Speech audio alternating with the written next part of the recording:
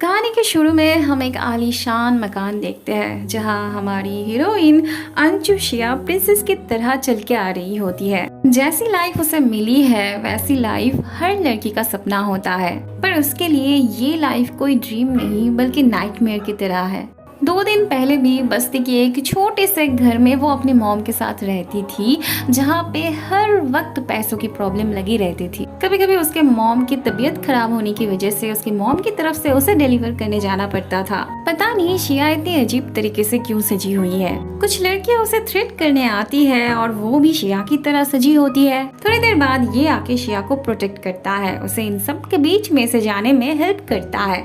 इसका नाम Feng Shao है। वो इसे शिया को आगे से परेशान करने से मना करता है। वह हमारे जीनियस हीरो हन शीलू कैफे में पढ़ाई लिखाई कर रहा होता है। उस कैफे में ही बहुत टाइम से ये बंदा अपनी गर्लफ्रेंड को परेशान कर रहा था। इसकी बदतमीजी इतनी हद तक बढ़ चुकी थी कि हन को ना चाहते हुए भी प्रोटेस्ट करने आना पड़ता है। हन उसे फिजिक्स में ज्ञान देने लगता है तो ये बंदा परेशान हो जाता है और हन को चाकू दिखाने लगता है। हन को आ जाता है गुस्सा और वो उसे धक्का मार के बाहर फेंक देता है। शिया भी वहीं से आ रही थी तो दोनों टकरा जाते हैं और शिया की सारी डिलीवर के दूध बिखर जाते हैं जमीन पे। अब इस बंदे ने शिया की इतनी बड़ी नुकसान किया था तो शिया को तो इससे भरपाई मांगनी ही थी ना। हन के बाहर आते ही ये बंदा हन की तरफ हाथ दिखा के कहता है इसने उसे फेंक दिया था बाहर तो उसको भरपाई भी उससे ही मांगनी चाहिए। शिया भी तब हन के पास जाती है अपना भरपाई मांगने के लिए, पर हन तो जैसे उसकी बातों को केयर ही नहीं करता। ऐसे में कैन के ऊपर पैर रखने की वजह से शिया हन के ऊपर गिरने लगती है और इसी तरह से शिया की जो लकी पेंडेंट थी वो हन के बैग में जाके पड़ती है। और सिर्फ इतना ही नहीं, गलती से दोनों के बीच किस भी हो जाती है। फिर दोनों ऐसे अपने मुंह को पोंछने लगते हैं जैसे कोई गंदगी लगी हो उनके होठों पे। हन तो शिया को कंपनसेशन ना दे के ही चला जाता है। फिर उसकी तरफ से उसका दोस्त पूरा का पूरा कंपनसेशन दे के जाता है, या फिर कह सकते हैं जरूरत से ज्यादा ही दे जाता है। शिया को अपनी पेंडेंट नहीं मिल रही थी तो उसे अचानक से ख्याल आता है कि उसका पेंडेंट हन के बैग में चला गया था, पर हन तो ऑलरेडी निकल चुका होता है। फिर शिया भी उस पेंडेंट के लिए उसके पीछे पीछे जाने लगती है। फिर हमें ये स्कूल बस दिखाया जाता है। इस बस में हन और उसका दोस्त भी जाने वाला था, पर वो लोग अलग से जा रहे थे। यहाँ हमें पता चलता है शिया जो दूध का कैन डिलीवर करने जा रही थी वो इन स्टूडेंट्स के लिए ही था। इन्हें अभी तक अपना दूध का कैन नहीं मिला था तो वो सब टीचर से कंप्लेन करने लगते हैं। फिर स्कूल की तरफ से शिया की मॉम को फोन आता है वो ऑर्डर जल्दी से डिलीवर करने के लिए। बेचारी इतनी ज्यादा परेशान हो जाती है कि बिना कुछ सोचे समझे ही बाहर निकल जाती है। रास्ते में स्कूल बस को हाईजैक कर लिया जाता है। हन की गाड़ी को आते हुए देख वो लोग उन्हें भी बस में उठने के लिए कहते हैं। अब क्योंकि शिया भी हन का पीछा करते हुए यहाँ तक आ चुकी थी तो वो लोग शिया को भी बस में उठा लेते हैं। शिया इन्हें पुलिस में कॉल करने के लिए कहती है, पर वहाँ पे फोन का नेटवर्क नहीं होता। फिर हन का दोस्त शिया से कहता है अगर वो पुलिस को कॉल करके इन सबको बाहर निकालेगी तो वो उसे 1.1 मिलियन देगा। शिया को इन सब झमेले में नहीं पड़ना था। वैसे भी वो स्कूल की स्टूडेंट नहीं थी, उसे बस अपना पेंडेंट लेके यहाँ से चले जाना था। फिर हन कहता है अगर वो इस सिचुएशन से बाहर जा सकती है तो जाए। शिया की मॉम इतनी ज्यादा परेशान थी कि कब ग्रीन सिग्नल से रेड सिग्नल हो जाती है उन्हें वो भी ख्याल नहीं रहता और बेचारी का एक्सीडेंट हो जाता है। फिर फेंग शाओ उसे हॉस्पिटल लेके आता है। वहाँ ये लोग इन सबको यहाँ पे लाके खड़ा कर देते हैं। वो सब इनसे पैसे मांगते हैं और स्टूडेंट्स भी पैसे देने के लिए तैयार थे। हन को इनकी आवाज कुछ जाना पहचाना सा लगता है, पर वो श्योर भी नहीं था। शिया इनसे अपने आप को डिलीवरी गर्ल बताते हुए उनका परमिशन लेके वहाँ से जाने लगती है। तभी अचानक से शिया को हन के दोस्त का दिए हुए ऑफर का याद आ जाता है। हन के बैग से पेंडेंट लेने के बहाने वो उनसे परमिशन लेके हन को अलग से यहाँ पे लेके आती है। शिया हन से पूछती है क्या उसके दोस्त ने सच कहा था कि अगर वो इन गुंडे को पुलिस के हवाले कर देगी तो क्या सच में उसे उतने पैसे मिलेंगे।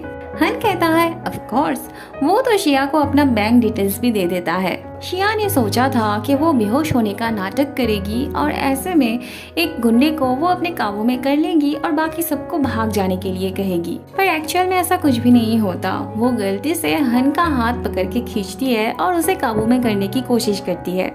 वहाँ डर के मारे इनकी जान निकल रही थी और यहाँ पे ये फोन रिसीव करते वक्त अपना असली नाम ले लेते हैं। फिर इन सबको पता चल जाता है कि ये सब उनके टीचर का काम था। एक्चुअली इसके द्वारा प्रिंसिपल सर इनकी मिलिट्री ट्रेनिंग ले रहे थे। वैसे सीरियस कुछ हुआ तो नहीं था, पर फिर भी सभी शिया को दोष देने लगते हैं। अब भला काम हो या ना हो, पर शिया ने हिम्मत तो दिखाई थी ना, तो उसे अपना इनाम भी चाहिए था। अब जिसने बचाने के बदले और भी ज्यादा मुसीबत में डाल दिया हो, उसके लिए भला कैसा इनाम। पर शिया को ये बेईमानी लग रही थी, प्रॉमिस तोड़ना लग रहा था। वह फेंग शाओ हॉस्पिटल से शिया को फोन पर ट्राई करते ही जाता है, पर उसे नहीं मिलता। उसी हॉस्पिटल में हन की मॉम भी आई हुई थी। दरअसल शिया की मॉम मरने के बाद अपनी किडनी डोनेट करने वाली थी और हन के पापा के लिए भी एक किडनी की जरूरत थी। शिया की मॉम मरने वाली है सुन के हन की मॉम यहाँ पे आई थी। शिया की मॉम अभी तक जिंदा थी और हन की मॉम की ऐसी बात करना फेंग शाओ को बहुत गुस्सा दिलाती है।